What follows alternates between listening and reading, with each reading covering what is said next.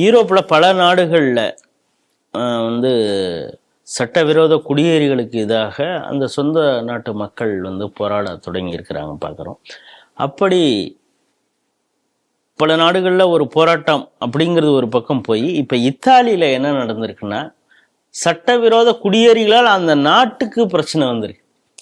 என்னென்னா, சமீபத்தில் இத்தாலி வந்து ஐநாவில் வந்து பாலஸ்தீனம் அப்படிங்கிற ஒரு நாட்டை ஏற்றுக்கொள்ள மாட்டோம் அப்படிங்கிறது மாதிரி அவங்க ஒரு முடிவு எடுத்ததுனால அங்கே இருக்கக்கூடிய லெஃப்ட் லிபரல்ஸ் அந்த ஒரு கூட்டம், ஆன்டிஃபா மாதிரி ஒரு கூட்டமும், சட்டவிரோத முஸ்லீம்கள் இவங்கெல்லாம் சேர்ந்து மிலன்கிற ஒரு இடத்துல பூந்து பெரிய ரேன்சாக் பண்ணியிருக்காங்க.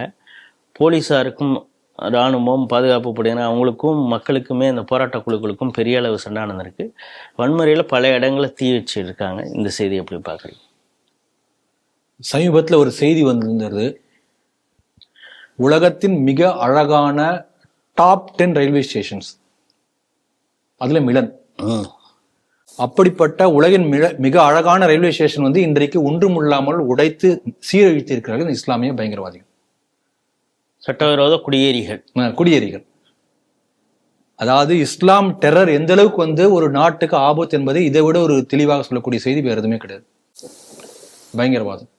இப்போ நமக்கு என்ன அச்சம் வருதுன்னா, இத்தாலி பாலஸ்தீனத்துக்கு ஆதரவாக இல்லை என்று அங்கு சட்டவிரோதமாக வந்தவங்க இது மாதிரி போராட்டத்தில் ஈடுபட்டு வன்முறையில் ஈடுபட்டிருக்காங்க. ஒரு வாரத்துக்கு முன்னாடி இங்கே தமிழகத்தில் இங்கேருந்து காசாவுக்கு பாலஸ்தீனத்துக்கு பெரிய பேரணி எல்லாம் போனாங்க. நாளைக்கு அந்த அபாயம் இங்கே வராதா? அப்படியுமே வரும். சட்டவிரோத குடியேறிகள் எங்க இருந்தாலும் வரும். நம்ம நாட்டில் சட்டவிரோத குடியேறிகள் இருக்காங்க, அவர்களுக்கு ஆதரவாக இருக்கக்கூடிய இங்கு உள்ள பல பிரகாஷ் ராஜ் போன்றவர்கள் இருக்கிறார்கள். அதே போல இங்கு உள்ள பல முஸ்லிம்களும் அதே மனநிலையில் இருக்காங்க. இங்கெல்லாம் சேர்ந்து பெரிய ஆபத்தை ஏற்படுத்தக்கூடிய ஒரு சூழ்நிலை நம்ம இங்கே வரக்கூடிய வாய்ப்பு இருக்கிறது என்பதுக்காக இந்த செய்தி நீங்க எடுத்திருக்கீங்கன்னு நினைக்கிறேன். இப்ப என்ன சொல்லியிருக்காங்கன்னா, இத்தாலியில பொறுத்த வரைக்கும் அவங்க வந்து கிரேக்கில் வந்து ஒரு கதை வந்து ட்ரோஜன் ஹார்ஸ் என்று ஒரு கதை. ஒரு மரக்குதிரையில அந்த கிரேக்க வீரர்களை ஒளிந்து கொண்டு எதிரி நாட்டுக்குள்ள போவாங்க, பொம்மையிலேருந்து வெளியில வந்து நாட்டை தாக்கும், எதிரி நாட்டை தாக்குவாங்க. இப்படி அந்த மீத்தாலஜில அங்க புராண கதைகள் வரும். இந்த இஸ்லாமிய பயங்கரவாதிகள்லாம் ட்ரோஜன் ஹார்ஸ் போல இத்தாலிக்கு வந்திருக்கிறார்கள் என்று சொல்றாங்க. வைரஸ்ல கூட எப்படி சொல்லுவாங்க, ட்ரோஜன் ஹார்ஸ் சொல்லுவாங்க. ஒரு ப்ரோக்ராம் இருக்கும், கிளிக் பண்ணா கம்ப்யூட்டர் முழுக்க பரவி ஒண்ணுமெல்லாம் பண்ணிடும். அப்படிப்பட்ட ட்ரோஜன் ஹார்ஸாக இல்லீகல் இஸ்லாமிக் இமிகிரண்ட்ஸ் என்று இப்ப இத்தாலியில பேச ஆரம்பிச்சிருக்காங்க. கி வீரமணி பார்ப்பனர்களை இப்படி குறிப்பிட்டு ஒரு புத்தகம் எழுதி இருக்கிறாருங்கிறதையும் உங்களுக்கு நினைவுபடுத்துறேன். இப்ப பாருங்க, யாரும் பார்ப்பனர்கள் இந்த மாதிரி குண்டு வச்சு இந்த மாதிரிலாம் அடிக்கலையே. இல்ல, அவர்கள் மீது இங்க இருக்கிறவங்க தாக்குதல் நடத்தணுங்கிற ஆசையில அவர் எழுதியிருக்கிறார். இதே ட்ரோஜான் ஹார்ஸ் போலத்தான் நம்ம நாட்டிலே இங்கு சட்டவிரோதமாக குடியேறி ஒவ்வொரு பங்களாதேஷும் செயல்படுவார்.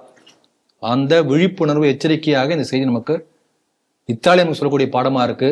சோனியா காந்தி காதுல விழுந்திருக்கான்னு தெரியல. அவர்கள் இவங்க ஆதரிக்கிறாங்களே, சட்டவிரோத குடியேறிக்கு ஆதரிக்கிறாங்க. அதனால அவங்க ஊர்ல நடந்துட்டு இருக்குது.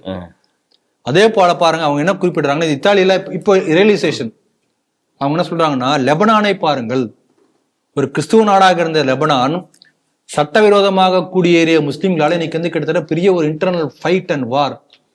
சரிசமமா கிறிஸ்டியன் முஸ்லீம் அங்க பாப்புலேஷன் ஆயாச்சு, only because of this demographic invasion. இதே போன்ற ஒரு டெமோகிராபிக் இன்வேஷன் போய் பங்களாதேஷ் நம்ம நாட்டு நடந்துட்டு இருக்கு, சைலண்டா நடந்துட்டு இருக்கு, யாருக்கும் தெரியல. நம்மளாம் அமைதியா இருக்கும், என்றைக்கு வெடிக்கும் தெரியாது. நான் ஒரு பிரபலமான மருத்துவமனைக்கு போயிருந்தேன் சென்னையில. அந்த மருத்துவமனையில கூடிய ஸ்டாப்ல கிட்டத்தட்ட வந்து ஒவ்வொரு டிபார்ட்மெண்ட்ல போனீங்கன்னா யாராவது ஒரு ஸ்டாப் வந்து பங்காளி பேசக்கூடிய இருக்காங்க. அது பங்களாதேஷ் முஸ்லீமா கல்கத்தால நமக்கு தெரியாது, ஆனா பங்களாதேஷ் முஸ்லீமா இருக்க வாய்ப்பு இருக்கிறது. அந்த டவுட்டை நீங்க கேட்டீங்கன்னா மம்தாவுக்கு கோவம் வரும். நான் சென்னையில சொல்றேன், கிட்டத்தட்ட அந்த மருத்துவமனையில ஒரு நான் ஸ்பாட் அவுட் பண்ணதே கிட்டத்தட்ட வந்து ஒரு 20-30 பேர் வந்து இந்த மாதிரி பங்களாதேஷ்ல வந்தவர்கள். ஹிந்தியில பேசுறேன், கேட்டா பீகார்பா, அடுத்து வெஸ்ட் பெங்கால் சொல்லுவான், அப்புறம் பங்களாதேஷ்னு அப்புறம் தெரிய வரும். இந்த மாதிரி பெங்காலி பேசக்கூடிய முஸ்லீம் பேர் கவனிக்கணும். இப்ப இவங்கெல்லாம் சேர்ந்து ஒரு நாள் முடிவு பண்ணாங்கன்னா, பங்களாதேஷ் இந்த இன்ஃபில்ட்ரன்ஸ் இவங்க ஊடுருவல்காரர்கள் மூலமாக ஒரு ஆஸ்பத்திரியை ஸ்தம்பிக்க வைக்க முடியும். இது சூழ்நிலை, அவங்கள சூழ்நிலைக்காக காத்திருப்பாங்கன்னு நினைக்கிறேன். அதனால என்ற ரொம்ப விழிப்புணர்வோடு இருக்கணும். பாருங்க, இங்கே இதே பாகிஸ்தானிலிருந்து சட்டவிரோதமாக அல்ல சட்டப்பூர்வமாக 2 வழிகளிலும் ஊடுருவிய குடியேறிய முஸ்லிம்களால் லண்டன் மாநகரத்துல கிட்டத்தட்ட 2 லட்சம் பெண்கள், அவங்க அப்பா யாரும் தெரியாது, சின்ன பெண்கள், 12 வயசு 13 வயசு 15 வயசு 18 வயசு பெண்கள், ஃபாதர்லெஸ் மதர்ஸ், குழந்தை பெற்று எடுத்துக்காங்க, யாருன்னு தெரியாது. அந்த அளவுக்கு ஒரு பெரிய sexual assault and violence London நடந்திருக்கு. இப்ப ரியலைஸ் பண்றாங்க, இப்ப கைமீறி போயிட்டு இருக்கு நிலைமை. அடுத்து என்ன பண்ண முடியும் தெரியாது. ஆகவே இப்படிப்பட்ட ஆபத்து இல்லீகல் இமிகிரன்ட்ஸ் மூலமாக, டெமோகிராபிக் சேஞ்ச் மூலமாக, இந்த ஆபத்தை சொன்ன ரிஷி சுனக்கை தோற்கடித்தார்கள் அப்படிங்கிறதையும் பார்க்கணும். ஆமா, அது இத்தாலிக்கு மட்டுமல்ல, லண்டனுக்கு மட்டுமல்ல, நாம விழிப்போடு இல்லாவிட்டால் நமக்கு இது வரக்கூடிய வாய்ப்பு இருக்கிறது. அஸ்ஸாம்ல பெரிய முயற்சி பண்ணி இப்ப டிபோர்ட் பண்ணிட்டு இருக்காங்க. அஸ்ஸாம் அதுல பாராட்டணும். இன்னைக்கு ஒரு ட்விட்டர் பதிவுல கூட இருக்கு, பாய் பாய் அப்படின்னு சொல்லி ஒரு 30 பேருக்கு போட்டோ அவங்களுடைய முகத்தெல்லாம் மறைச்சு போட்டிருக்காரு. ஏன்னா முதல்வர் ஒரு அந்த பொறுப்புணர்வோட அவர் போட்டிருக்காரு. சின்ன சின்ன குழந்தைகள், பெண் பிள்ளைகள்லாம் அவங்க முகத்தெல்லாம் மறைச்சிருக்காரு. பாய் பாய், நீங்க எப்படி வந்தீங்களோ உங்களுக்கு அப்படி அனுப்பக்கூடிய நிலையில நாங்க இருக்கோம், இனிமே உள்ள வராதிங்க அப்படின்னு அவர் தன்னுடைய எக்ஸ் தளத்துல பதிவு செய்திருக்காரு ஹிமாந்தா பிஸ்வாசா. அதனால டெமோகிராபிக் இன்வேஷன், இமிகிரன்ட்ஸ் மூலமாக வரக்கூடிய பெரிய ஆபத்து என்ன என்பதை இந்த செய்தி நமக்கு காட்டக்கூடிய ஒரு முதல் படிப்பினை. இரண்டாவதாக, இது நீங்க செய்தியில சொன்ன முக்கியமான இன்னொரு பகுதி என்னன்னா, லெப்டிஸ்ட் என்று சொல்லக்கூடிய லிபரல்ஸ், இடதுசாரி திரிபுகள் தான் இதெல்லாமே.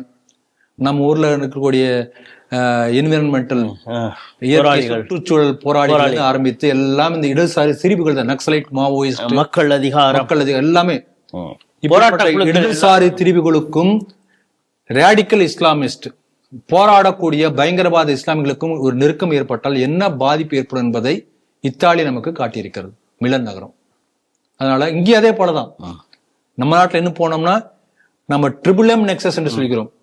இந்த இடதுசாரிகள், இஸ்லாமிய பயங்கரவாதிகள், கிறிஸ்துவ தீவிரவாதிகள், மிஷனரிஸ், 3 பேருமே சேர்ந்து இந்த தேசத்துக்கு விரோதமாக செயல்படக்கூடிய பல செய்திகளை பற்றி நம்ம ஏற்கனவே பேசியிருக்கிறோம். அதனால இந்த இடதுசாரி என்பது என்னன்னா, முதல்ல ஒரு இடத்துக்கு போனான்னா அந்த நாட்டினுடைய அந்த மண்ணினுடைய மாண்புகளை மறைத்து விடுவார்கள். இப்போ ஒரு தேசத்தை பற்றி ஒரு பெருமை, அந்த கல்ச்சரை பத்தி ஒரு ஈடுபாடு, அதெல்லாம் அழிச்சிருவான். அப்படி அழிக்கும் போது தன்னுடைய சுய இமேஜ் எதுவுமே அங்க இருக்காது அந்த மக்களுக்கு. இப்ப அந்த இடத்துல யார் வரான்? அங்க முஸ்லீம் வரான், அவன் கேப்சர் பண்றான். இதுதான் நடந்திருக்கிறது, அங்க யூரோப்பியன் கண்ட்ரிஸ் தான் நடந்திருக்கிறது. அதனால இந்த இடதுசாரி திரிபுவாதிகள் எந்த அளவுக்கு தேசியத்துக்கு அபாயம் விளைவிக்கக்கூடியவர்கள் என்பதையும் இந்த செய்தி நமக்கு ஒரு படிப்பணியாக சொல்லுகிறது.